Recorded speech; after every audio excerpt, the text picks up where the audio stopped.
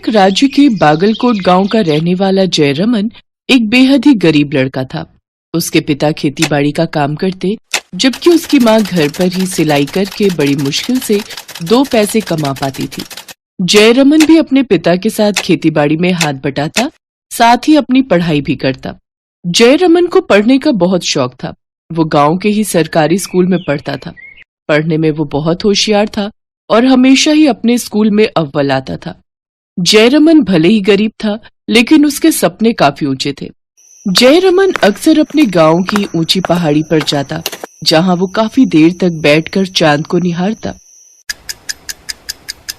क्या यार जय, तू रोज घंटों इस चांद को निहारता है, आखिर ऐसा है क्या इसमें? पता नहीं यार, वही तो मैं भी जानना चाहता हूँ। पर हाँ, कुछ तो जुड़ाव है मेरा इसके साथ। तू और तेरी बात है। देर हो रही है, चल घर चलते हैं। तू जा, मैं आता हूँ। धीरे धीरे समय बीता और जयरमन ने साइंस साइड से फर्स्ट डिवीजन लेकर 12वीं पूरी की और आगे की पढ़ाई के लिए वो शहर चला गया। इस शहर में रहने के लिए और फीस भरने के लिए मुझे कुछ तो काम करना होगा। अपनी फीस भरने के लिए जयरमन डिलीवरी बॉय की नौकरी करने लगा। वो जब भी इसरो के सामने से गुजरता तो कुछ देर के लिए वहां जरूर रुकता। उसका सपना था कि वो इसरो में काम करे। जयरमन की पढ़ाई और लगन देख उसके सभी प्रोफेसर उससे बहुत खुश हुए और उन्होंने उसे स्कॉलरशिप देने का फैसला किया। तुम जैसा होनहार स्टूडेंट पाकर हमारा कॉलेज धन्य हो गया, इसलिए आगे की पढ़ाई के लिए कॉलेज ने तुम्हें स्कॉलरशिप देने का फैसला किया है। बहुत बहुत शुक्रिया मैडम। जयरमन को शुरू से ही विज्ञान में बहुत दिलचस्पी थी, इसलिए उसने आगे की पढ़ाई के लिए DSC कॉलेज में एडमिशन लिया और खूब मेहनत करने लगा। और आखिरकार वो दिन आ गया जब इसरो से उसे ऑफर आया। मुबारक हो मिस्टर जयरमन, आपका चयन इसरो की वैज्ञानिक टीम में हो गया है। क्या ये सच है? जी मिस्टर जयरमन, और आपको कल से ही हमें ज्वाइन करना है। और वो इसरो में वैज्ञानिकों की एक बड़ी टीम में शामिल हो गया। जब वो टीम में शामिल हुआ उस वक्त चंद्रयान 2 को लॉन्च किया गया, लेकिन ये सफर अधूरा ही रह गया। इसके बाद टीम के हेड की रिटायरमेंट हो गई। फिर जयरमन ने नए चेयरमैन के साथ मिलकर चंद्रयान 3 की कमान संभाली और फिर चंद्रयान 3 का लॉन्च हुआ। और ठीक 40 दिन बाद चंद्रयान की चंद्रमा पर लैंडिंग होनी थी। उस दिन सभी टीवी स्क्रीन पर नजरें गड़ाए बैठे थे। ओह गॉड, बी विद अस। हे भगवान, अब सब तेरे हाथ में है। बस बस बस सेफ लैंडिंग हो जाए भगवान, मैं 1 किलो बूंदी के लड्डू चढ़ाऊंगी। जयरमन की ही तरह पूरे भारतवासियों का दिल जोरों से धड़क रहा था। जयरमन के गांव के सभी लोग टीवी पर ये नजारा देख रहे थे। उस दिन न सिर्फ भारत में बल्कि देश भर में लोग टीवी, कंप्यूटर और फोन पर नजरें गड़ाए बैठे थे। 23 अगस्त 2023 को भारत का चंद्रयान जैसे ही चंद्रमा के दक्षिणी ध्रुव की सतह पर पहुंचा, तभी एक आवाज आई, भारत वालों, मैं अपनी मंजिल तक पहुंच गया हूं, मुबारक हो भारत। इसरो के सेंटर से लेकर आम लोगों के बीच तक तालियों की गड़गड़ाहट गूंजने लगी। देश भर में जश्न का माहौल बन गया। भारत के वैज्ञानिकों ने वो कर दिखाया जो करते हुए कुछ दिन पहले रूस तक फेल हो गया। दुनिया में अमेरिका, चीन जैसे तमाम बड़े बड़े देश कभी ये नहीं कर पाए। भारतीय इतिहास रचने वाला विश्व का पहला देश बन गया। इसरो के चेयरमैन और उसकी टीम, जिसमें जयरमन जैसे काबिल वैज्ञानिक थे, भारत को दुनिया भर में गर्व महसूस करवाया।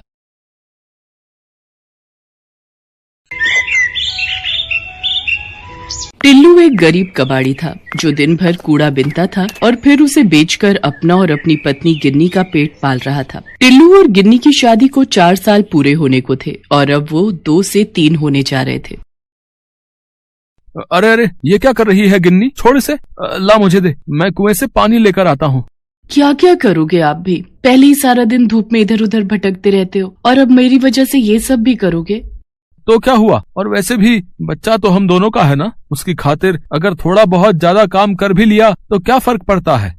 फर्क पड़ता है जी। अब मुझसे आपकी ये हालत और नहीं देखी जाती। मेरी मानो तो बच्चे के पैदा होने से पहले कहीं और रहने का इंतजाम कर लो। यहाँ बहुत परेशानी होती है, पानी लेने भी कितनी दूर जाना पड़ता है, और तो और अपनी झोपड़ी के पास कितना घना जंगल है। दिन रात यही डर लगा रहता है कि कहीं कोई जंगली जानवर न धमक पड़े कभी।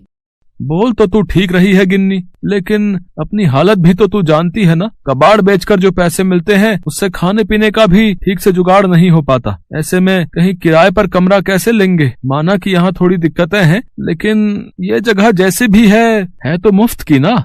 इतना कहकर टिल्लू कुएं की तरफ चल दिया। टिल्लू ने गिन्नी को तो समझा दिया, लेकिन वो खुद को नहीं समझा पा रहा था। ठीक ही तो कह रही है गिन्नी, ये जगह वाकई में रहने लायक बिल्कुल भी नहीं है। ये कुआं, इसमें भी बस नाम भर को ही पानी बचा है। हे भगवान, क्या क्या सपने देखे थे मैंने कि एक दिन चांद पर जाकर अपना घर बसाऊंगा, लेकिन यहाँ तो पृथ्वी पर ही ढंग का बसेरा नहीं मिल रहा। और अब तो मेरा बच्चा भी इस दुनिया में आने वाला है, क्या उसका नसीब भी मेरी तरह ही होगा। ये सब सोचकर टिल्लू की आंखों में आंसू आ गए और वो कुएं के पास ही अपना सिर पकड़कर बैठ गया। असल में टिल्लू की झोपड़ी जिस जगह पर थी वो शहर से काफी अलग था, जहाँ सुख सुविधा के नाम पर कुछ भी नहीं था। कुल मिलाकर टिल्लू और गिन्नी बड़ी मुश्किलों में जी रहे थे, लेकिन अब सवाल उनके आने वाले बच्चे का था, तो टिल्लू को कुछ तो करना ही था। नहीं, ऐसे तो काम नहीं चलेगा, लेकिन मैं करूं भी तो क्या। हे भगवान, मुझे कोई रास्ता दिखाइए। टिल्लू हाथ जोड़कर भगवान से प्रार्थना कर ही रहा था कि तभी उसे किसी के दर्द से कराहने की आवाज सुनाई दी। टिल्लू उस आवाज की तरफ बढ़ा तो सामने एक बड़ा सा कूड़े का ढेर था, जिसे कुछ देर पहले ही शहर से आई हुई एक गाड़ी वहां डाल कर गई थी। आवाज तो इधर से ही आ रही थी, लेकिन यहाँ तो बस ढेर सारा कूड़ा। लगता है मेरा वहम होगा, मुझे चलना चाहिए। नहीं, रुक जाओ, मेरी मदद करो, मैं यहाँ हूँ। अब यहाँ पर इस कांच की बोतल में बंद हूँ मैं। इधर देखो, मेरी तरफ देखो। टिल्लू ने पलटकर देखा तो वाकई उसके सामने कूड़े के बीच एक कांच की बोतल पड़ी थी। टिल्लू ने उस बोतल को उठाकर देखा तो उसे अपनी आंखों पर यकीन नहीं हुआ। ये सब क्या है? मैं कोई सपना तो नहीं देख रहा? तुम तो एक परी जैसी लग रही हो। हाँ, मैं एक परी ही हूँ और तुम कोई सपना नहीं देख रहे। ये सब सच है। मुझे एक दुष्ट जादूगर ने इस कांच की बोतल में कैद कर दिया है। इस बोतल के अंदर मेरी शक्तियाँ काम नहीं करती। तुम भले इंसान लगते हो, मेरी मदद कर दो, मुझे इस बोतल की कैद से आजाद कर दो। लेकिन मैं तुम्हें इस बोतल से बाहर कैसे निकालूं? क्या मैं इसे तोड़ दूं? नहीं नहीं, ऐसा मत करना। अगर इस बोतल को तोड़ दिया तो मैं जिंदा नहीं बचूंगी। मुझे इस बोतल से आजाद करने के लिए तुम्हें पहले उस जादूगर के जादू को तोड़ना होगा। लेकिन मैं ये कैसे करूंगा? बहुत आसान है। बस तुम्हें इस बोतल को अपने हाथों में लेकर जोर से रगड़ना होगा और फिर इसका ढक्कन खोल देना। ऐसा करते ही मैं खुद ब खुद इस बोतल से बाहर आ जाऊंगी। क्या बस इतना ही? तो लो, ये तो मैं अभी कर देता हूँ। टिल्लू ने ठीक वैसा ही किया जैसा उस परी ने कहा। उसने पहले कांच की बोतल को अपने हाथों से रगड़ा और फिर उसका ढक्कन खोल दिया और इसके साथ ही वो परी उस बोतल से बाहर आ गई।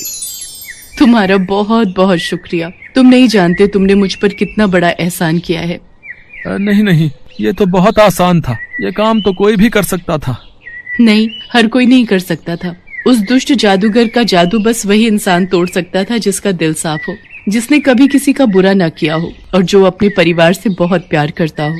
तुमने मुझे उस बोतल से आजाद करके ये साबित कर दिया कि तुम एक बहुत अच्छे इंसान हो और इसके लिए तुम्हें इनाम तो मिलना ही चाहिए। मांगो, तुम जो मांगोगे मैं तुम्हें दूंगी। कुछ भी मतलब मेरा मतलब है कि तुम मेरी कोई भी इच्छा पूरी कर सकती हो। हाँ, एक बार बोल कर तो देखो। तो फिर ठीक है। मैं चाहता हूँ कि मैं अपनी पत्नी और बच्चे के साथ एक आलीशान घर में रहूं, जहाँ हमें किसी भी चीज की कमी ना हो। हर काम मेरे सोचते ही हो जाए, जो भी चाहूँ वो झट से मेरे सामने आ जाए। और हाँ, एक बात और, मेरा ये आलीशान घर यहाँ पृथ्वी पर नहीं बल्कि वहाँ दूर उस चांद पर होना चाहिए। टिल्लू बिना सांस लिए बस बोलता गया और परी उसे सुनती रही। क्या कहा? चांद पर? क्या तुम सच में चांद पर रहना चाहते हो? एक बार फिर सोच लो। इसमें सोचना क्या है? पर तुमने मेरी बात पूरी तो सुनी ना। मैं चाहता हूँ कि चांद पर जाकर मुझे कोई काम ना करना पड़े, ना पैसे कमाने का झंझट हो और ना ही मेरी पत्नी गिन्नी को घर का कोई काम करना पड़े, और मेरा बच्चा वो भी वहाँ चांद पर पूरे ठाठ से रहे। ठीक है, अगर तुम यही चाहते हो तो यही सही। इतना कहकर परी ने अपनी जादुई छड़ी हवा में घुमाई और इसके साथ ही टिल्लू और उसकी पत्नी सीधे चांद पर पहुँच गए। ये क्या हुआ? हे भगवान, ये मैं कहाँ आ गई? शुक्र है कि आप भी यहीं पर हो। पर आप तो पानी लेने गए थे ना? कहाँ है पानी का घड़ा? अरे कहाँ छोड़ा है उसे? अरे छोड़ उस मिट्टी के घड़े को गिन्नी, जरा अपने आसपास देख। तुझे ये जगह कुछ अलग नहीं लग रही?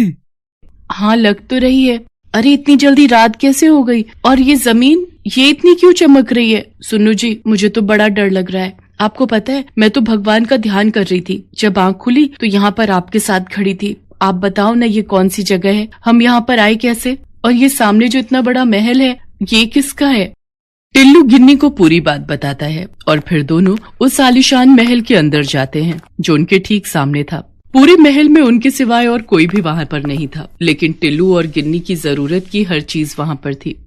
गिन्नी, अब सारी जिंदगी मौज में काटेंगे। अपना बच्चा भी एक राजकुमार की तरह पैदा होगा और यहीं पर बड़ा होगा। अब हमें ना तो कोई काम करने की जरूरत है और ना ही कोई चिंता करने की। हाँ, लेकिन यहाँ तो बस हम ही हैं और कोई भी नहीं। हम ऐसे कैसे जिएंगे जी? ओफो, तुम औरतों को समझना भी ना बड़ा मुश्किल है। अब बताओ, मेम साहब को चांद पर रहकर भी चैन नहीं है। बात वो नहीं है जी, जरा अपने बच्चे के बारे में भी तो सोचिए। क्या वो सारी जिंदगी सिर्फ हमें देखकर ही बड़ा होगा? यहाँ चांद पर हमारे अलावा कभी कोई रहने नहीं आएगा, तो आखिर हम कब तक इस ऐशो आराम के साथ खुश रह पाएंगे यहाँ? मुझे आराम चाहिए था, लेकिन इतना नहीं कि जीवन का रस ही खत्म हो जाए। लेकिन वहाँ पृथ्वी पर कितनी मुश्किलें हैं, तुझे याद है ना? मुझे सब याद है जी, और मैं ये भी जानती हूँ कि आज नहीं तो कल आप अपनी मेहनत से उन सारी मुसीबतों का हल ढूंढ ही लोगे और हमारा बच्चा भी हमेशा खुश रहेगा वहाँ अपनी दुनिया में। लेकिन गिन्नी, अब हम चाहकर भी इस चांद को और यहाँ बने अपने इस घर को छोड़कर वापस नहीं जा सकते। उस परी से मैं बस एक ही इच्छा मांग सकता था जो मैं मांग चुका हूँ, और अब वो परी कहाँ है मैं तो ये भी नहीं जानता। इतना कहकर टिल्लू उदास हो जाता है, लेकिन तभी वहाँ एक तेज रोशनी होती है जिसके बीचों बीच वही परी खड़ी थी जिसके जादू से टिल्लू और गिन्नी चांद पर पहुँचे थे। परेशान मत हो टिल्लू, मैं तो पहले ही जानती थी कि तुम्हें चांद की ये दुनिया रास नहीं आएगी, लेकिन तुम्हारी इच्छा को तो मुझे पूरा करना ही था। गिन्नी ने बिल्कुल सही कहा, तुम और तुम्हारा परिवार वहाँ अपनी दुनिया में ही खुश रह सकोगे। तो बोलो, अब तुम क्या चाहते हो? चांद पर बना ये आलीशान महल या पृथ्वी पर बनी वही पुरानी झोपड़ी? टिल्लू और गिन्नी ने एक दूसरे की तरफ देखा और फिर फौरन पृथ्वी की तरफ इशारा कर दिया। उनके ऐसा करते ही परी ने अपनी जादुई छड़ी घुमाई और उसके साथ ही टिल्लू और गिन्नी वापस पृथ्वी पर पहुंच गए। लेकिन इस बार काफी कुछ अलग था। टिल्लू की टूटी फूटी झोपड़ी की जगह पर एक छोटा लेकिन पक्का मकान था। पास में ही एक खेत था जिस पर हरी भरी फसल लहरा रही थी। साथ ही साफ पानी से भरा हुआ एक कुआं भी था जो टिल्लू के घर के बिल्कुल नजदीक था। टिल्लू के लिए ये सब उस परी ने ही किया था और ये बात टिल्लू और गिन्नी भी समझ चुके थे। दोनों ये सब पाकर बहुत खुश थे क्योंकि आखिरकार उन्हें अपना सपनों का घर जो मिल गया था।